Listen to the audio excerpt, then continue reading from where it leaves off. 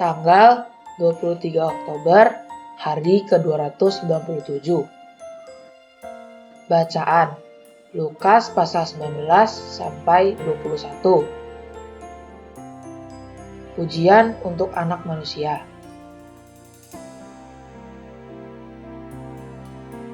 Garis besar, orang tidak hanya dapat hidup berdampingan secara damai dengan anak manusia. Mereka harus menerima pernyataannya dan memanggilnya Mesias atau menolak klaimnya dan menjadi musuhnya. Seorang kolektor pajak Yahudi bernama Zakheus menemukan kehidupan baru di dalam Yesus, sementara para pemimpin agama Yahudi berencana untuk menghancurkannya.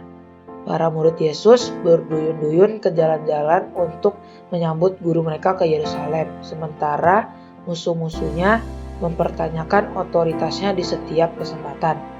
Dalam waktu kurang dari seminggu, pintu masuk kemenangan akan berubah menjadi jalan keluar yang tragis ketika anak manusia keluar dari kota untuk mati. Renungan harian. Bagian hari ini mungkin diberi judul uang, penggunaan dan penyalahgunaannya. Perhatikan betapa pentingnya pembahasan kekayaan dunia pada hari-hari terakhir pelayanan Yesus. Penggunaan uang oleh Zakheus menjadi kesaksian dari iman barunya. Pasal 19 ayat 8 sampai 10.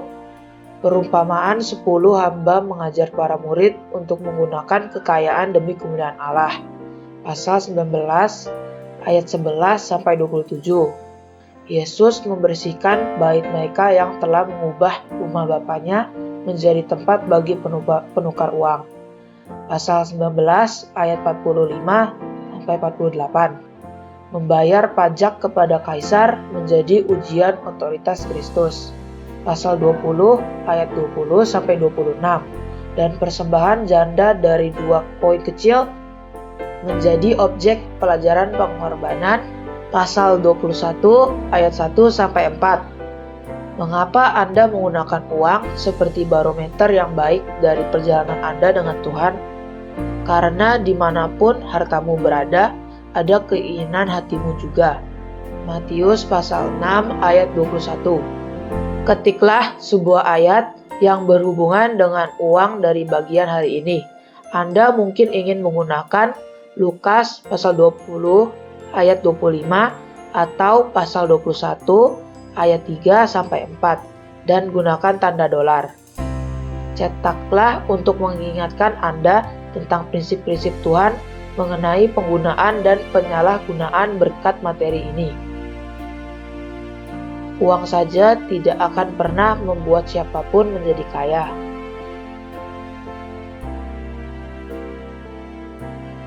Pendalaman.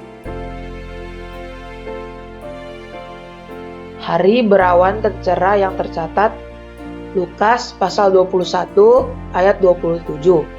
Yesus meramalkan bahwa ia akan kembali ke bumi di atas awan dengan kuasa dan kemuliaan agung.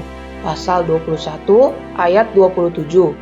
Awan tidak akan mengaburkan peristiwa itu, tetapi membuatnya jelas bahwa peristiwa dan orang itu adalah pemenuhan nubuatan Perjanjian Lama. Daniel pasal 7 ayat 13 sampai 14. Lihat juga Kisah Para Rasul 1 ayat 9 sampai 11 dan Wahyu pasal 1 ayat 7. Apakah Anda ingat peristiwa lain dalam Lukas ketika awan menjelaskan, bukan menyembunyikan identitas Yesus? Lihat Lukas pasal 9 ayat 28 sampai 36. Amin. Tuhan Yesus memberkati.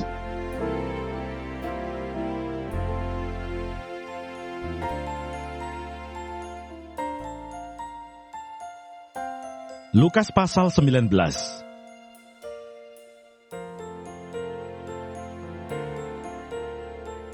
Zakheus. Yesus masuk ke kota Yeriko dan berjalan terus melintasi kota itu. Di situ ada seorang bernama Zakheus, kepala pemungut cukai, dan ia seorang yang kaya. Ia berusaha untuk melihat orang apakah Yesus itu, tetapi ia tidak berhasil karena orang banyak sebab badannya pendek. Maka berlarilah ia mendahului orang banyak, lalu memanjat pohon ara untuk melihat Yesus yang akan lewat di situ. Ketika Yesus sampai ke tempat itu, ia melihat ke atas dan berkata, "Sakeus, segeralah turun, sebab hari ini aku harus menumpang di rumahmu." Lalu Sakeus segera turun dan menerima Yesus dengan sukacita. Tetapi semua orang yang melihat hal itu bersungut-sungut katanya, "Ia menumpang di rumah orang berdosa." Tetapi Sakeus berdiri dan berkata kepada Tuhan, "Tuhan, setengah dari milikku akan kuberikan kepada orang miskin, dan sekiranya ada sesuatu yang kuperas dari seseorang, akan kukembalikan 4 kali lipat." Kata Yesus kepadanya, "Hari ini telah terjadi keselamatan kepada rumah ini, karena orang ini pun anak Abraham, sebab Anak Manusia datang untuk mencari dan menyelamatkan yang hilang."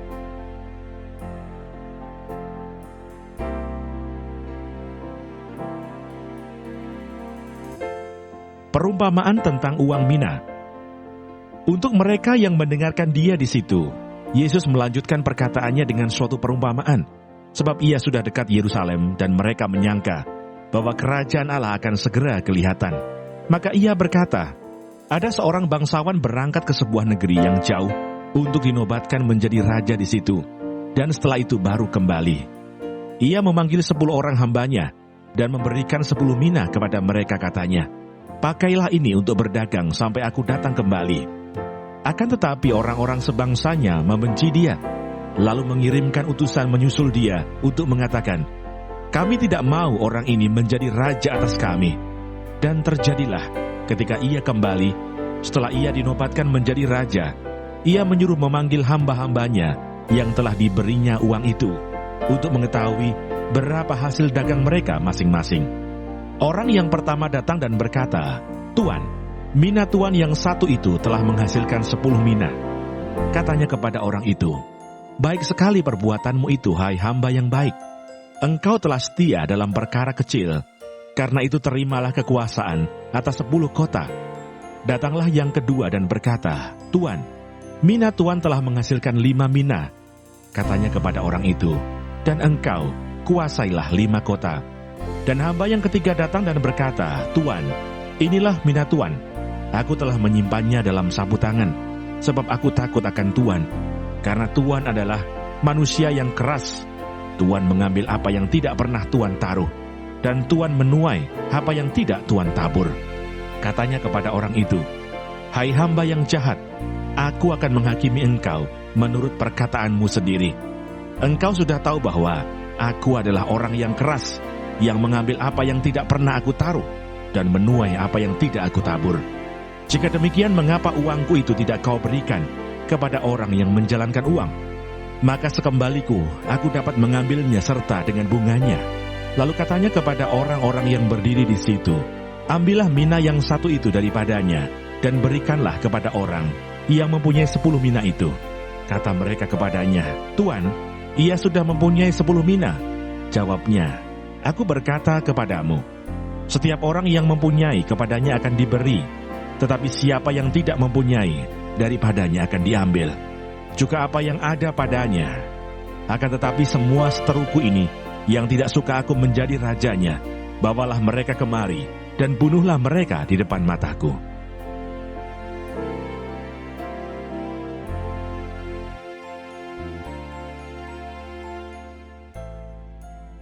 Yesus dielu-elukan di Yerusalem.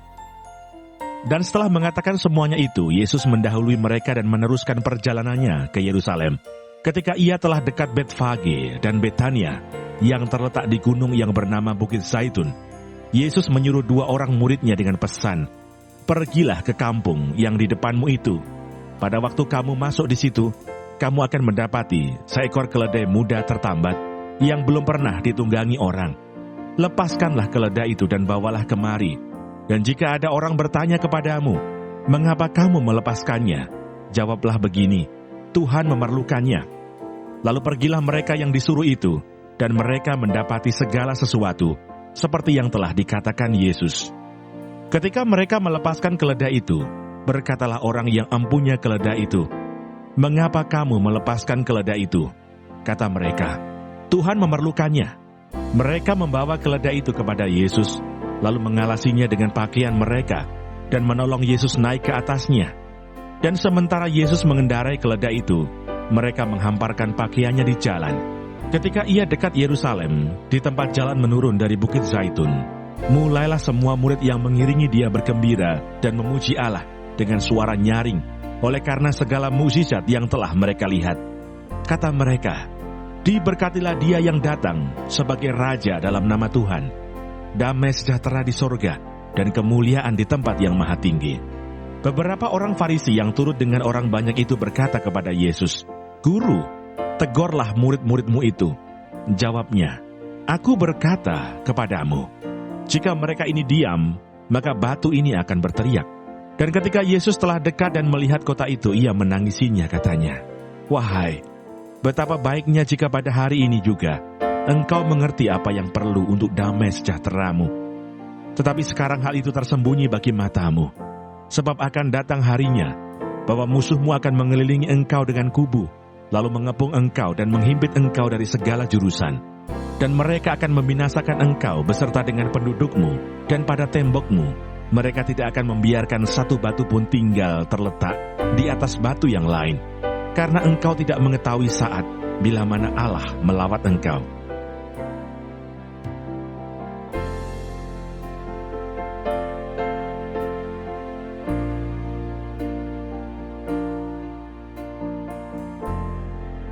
Yesus menyucikan bait Allah. Lalu Yesus masuk ke bait Allah, dan mulailah ia mengusir semua pedagang di situ. Katanya kepada mereka, "Ada tertulis, rumahku adalah rumah doa, tetapi kamu menjadikannya sarang penyamun." Tiap-tiap hari ia mengajar di dalam bait Allah. Imam-imam kepala dan ahli-ahli Taurat, serta orang-orang terkemuka dari bangsa Israel, berusaha untuk membinasakan dia. Tetapi mereka tidak tahu bagaimana harus melakukannya, sebab seluruh rakyat terpikat kepadanya dan ingin mendengarkan dia.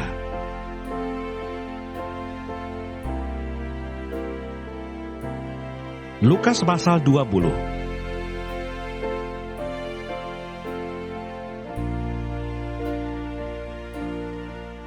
Pertanyaan mengenai kuasa Yesus. Pada suatu hari, ketika Yesus mengajar orang banyak di bait Allah dan memberitakan Injil, datanglah imam-imam kepala dan ahli-ahli Taurat, serta tua-tua ke situ. Dan mereka berkata kepada Yesus, "Katakanlah kepada kami dengan kuasa manakah engkau melakukan hal-hal itu, dan siapa yang memberikan kuasa itu kepadamu?" Jawab Yesus kepada mereka, "Aku juga akan mengajukan suatu pertanyaan kepada kamu. Katakanlah kepadaku, baptisan Yohanes itu dari surga atau dari manusia?" Mereka mempertimbangkannya di antara mereka dan berkata, "Jikalau kita katakan dari surga," ia akan berkata, "Mengapakah kamu tidak percaya kepadanya? Tetapi jikalau kita katakan dari manusia, seluruh rakyat akan melempari kita dengan batu, sebab mereka yakin bahwa Yohanes adalah seorang nabi." Lalu mereka menjawab bahwa mereka tidak tahu dari mana baptisan itu. Maka kata Yesus kepada mereka, "Jika demikian, aku juga tidak mengatakan kepadamu dengan kuasa manakah aku melakukan hal-hal itu."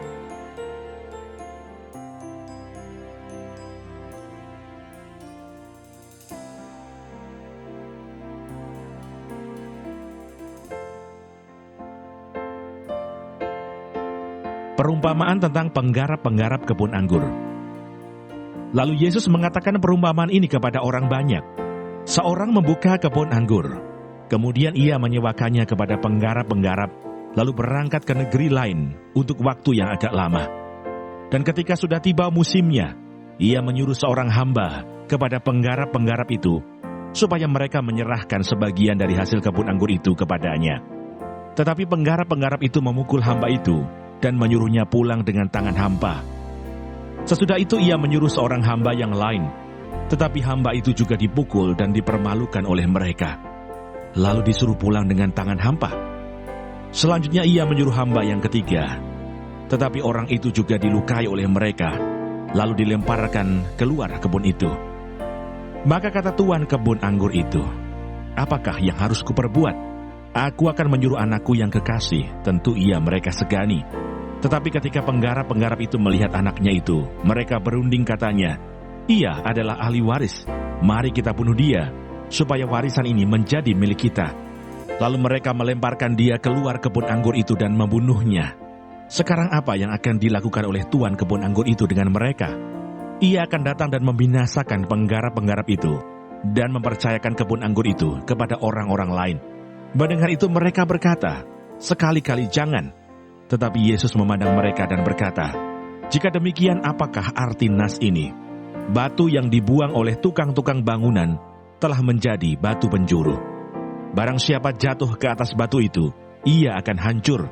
Dan barang siapa ditimpa batu itu, ia akan remuk." Lalu ahli-ahli Taurat dan imam-imam kepala berusaha menangkap dia pada saat itu juga, sebab mereka tahu bahwa merekalah yang dimaksudkannya dengan perumpamaan itu. Tetapi mereka takut kepada orang banyak.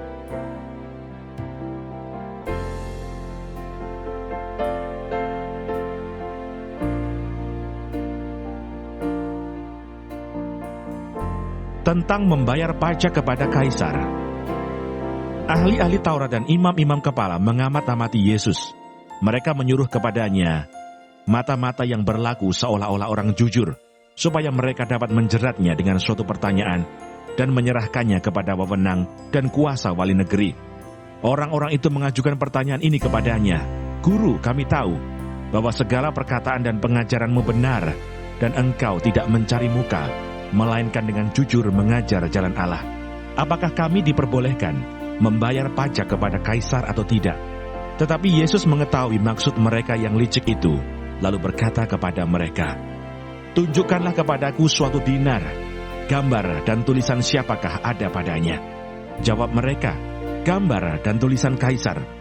Lalu kata Yesus kepada mereka, "Kalau begitu berikanlah kepada kaisar apa yang wajib kamu berikan kepada kaisar, dan kepada Allah apa yang wajib kamu berikan kepada Allah." Dan mereka tidak dapat menjerat dia dalam perkataannya di depan orang banyak. Mereka heran akan jawabnya itu, dan mereka diam.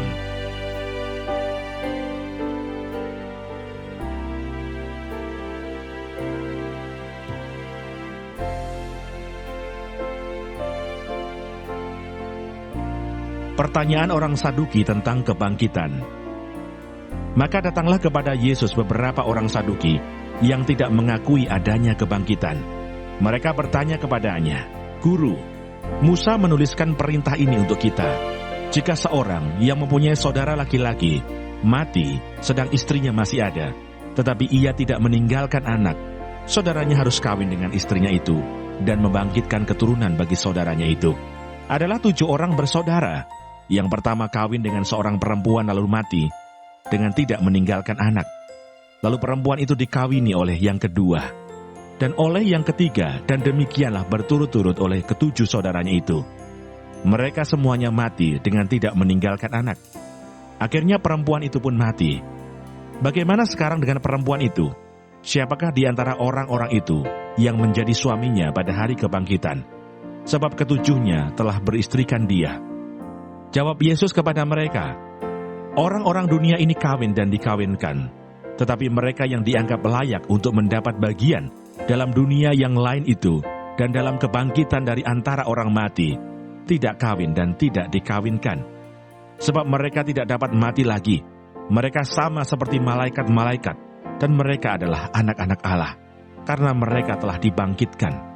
Tentang bangkitnya orang-orang mati, Musa telah memberitahukannya dalam nas tentang semak duri, di mana Tuhan disebut Allah Abraham, Allah Ishak, dan Allah Yakub.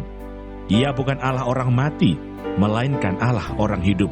Sebab di hadapan Dia semua orang hidup." Mendengar itu, beberapa ahli Taurat berkata, "Guru, jawabmu itu tepat sekali." Sebab mereka tidak berani lagi menanyakan apa-apa kepada Yesus.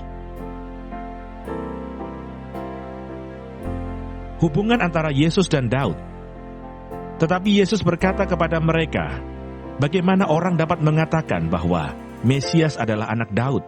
Sebab Daud sendiri berkata dalam kitab Mazmur, 'Tuhan telah berfirman kepada Tuanku, duduklah di sebelah kananku, sampai kubuat musuh-musuhmu menjadi tumpuan kakimu.' Jadi Daud menyebut dia tuannya. Bagaimana mungkin ia anaknya pula?"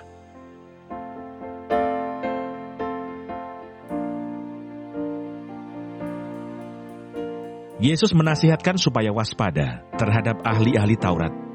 Ketika semua orang banyak mendengarkan, Yesus berkata kepada murid-muridnya, "Waspadalah terhadap ahli-ahli Taurat yang suka berjalan-jalan memakai jubah panjang dan suka menerima penghormatan di pasar, yang suka duduk di tempat terdepan di rumah ibadat dan di tempat terhormat dalam perjamuan, yang menelan rumah janda-janda dan yang mengelabui mata orang dengan doa yang panjang-panjang. Mereka itu pasti akan menerima hukuman yang lebih berat."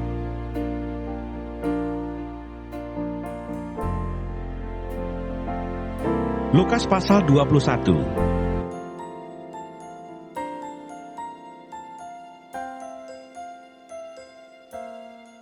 Persembahan seorang janda miskin. Ketika Yesus mengangkat mukanya, Ia melihat orang-orang kaya memasukkan persembahan mereka ke dalam peti persembahan. Ia melihat juga seorang janda miskin memasukkan 2 peser ke dalam peti itu. Lalu Ia berkata, "Aku berkata kepadamu, sesungguhnya janda miskin ini memberi lebih banyak daripada semua orang itu. Sebab mereka semua memberi persembahannya dari kelimpahannya.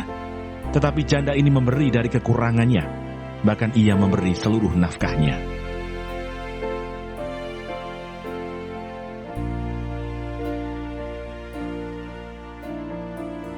Bait Allah akan diruntuhkan.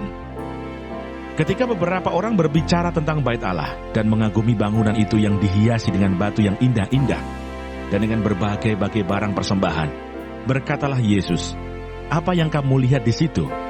Akan datang harinya di mana tidak ada satu batu pun akan dibiarkan terletak di atas batu yang lain. Semuanya akan diruntuhkan."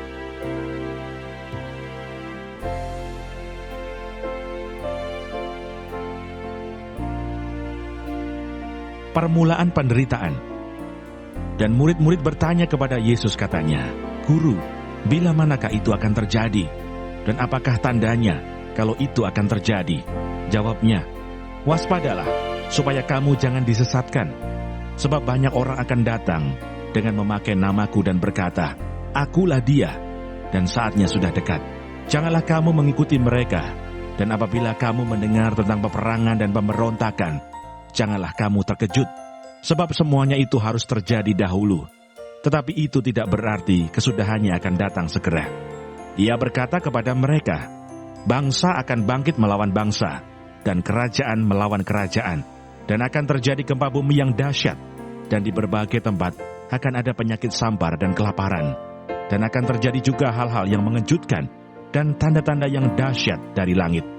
Tetapi sebelum semuanya itu, kamu akan ditangkap dan dianiaya.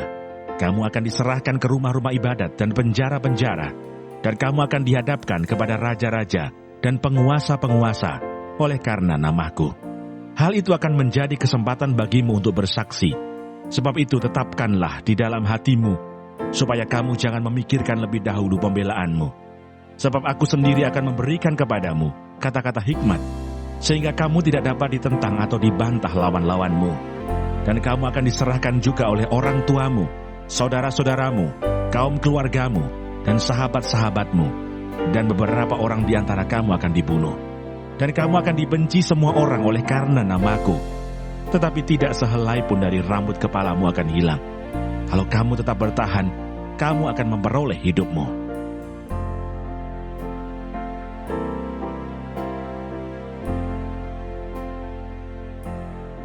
Tentang runtuhnya Yerusalem. Apabila kamu melihat Yerusalem dikepung oleh tentara-tentara, ketahuilah bahwa keruntuhannya sudah dekat. Pada waktu itu orang-orang yang berada di Yudea harus melarikan diri ke pegunungan, dan orang-orang yang berada di dalam kota harus mengungsi, dan orang-orang yang berada di pedusunan jangan masuk lagi ke dalam kota. Sebab itulah masa pembalasan, di mana akan genap semua yang ada tertulis. Celakalah ibu-ibu yang sedang hamil atau yang menyusukan bayi pada masa itu. Sebab akan datang kesesakan yang dahsyat atas seluruh negeri dan murka atas bangsa ini. Dan mereka akan tewas oleh mata pedang dan dibawa sebagai tawanan ke segala bangsa. Dan Yerusalem akan diinjak-injak oleh bangsa-bangsa yang tidak mengenal Allah, sampai genaplah zaman bangsa-bangsa itu.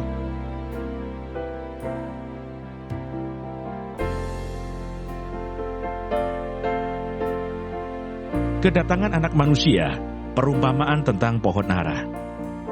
Dan akan ada tanda-tanda pada matahari dan bulan dan bintang-bintang, dan di bumi bangsa-bangsa akan takut dan bingung menghadapi deru dan gelora laut. Orang akan mati ketakutan karena kecemasan, berhubung dengan segala apa yang menimpa bumi ini. Sebab kuasa-kuasa langit akan goncang. Pada waktu itu orang akan melihat Anak Manusia datang dalam awan dengan segala kekuasaan dan kemuliaannya. Apabila semuanya itu mulai terjadi, bangkitlah dan angkatlah mukamu, sebab penyelamatanmu sudah dekat. Lalu Yesus mengatakan perumpamaan ini kepada mereka. Perhatikanlah pohon ara atau pohon apa saja. Apabila kamu melihat pohon-pohon itu sudah bertunas, kamu tahu dengan sendirinya bahwa musim panas sudah dekat. Demikian juga jika kamu melihat hal-hal itu terjadi, ketahuilah bahwa kerajaan Allah sudah dekat. Aku berkata kepadamu, sesungguhnya angkatan ini tidak akan berlalu sebelum semuanya terjadi. Langit dan bumi akan berlalu, tetapi perkataanku tidak akan berlalu.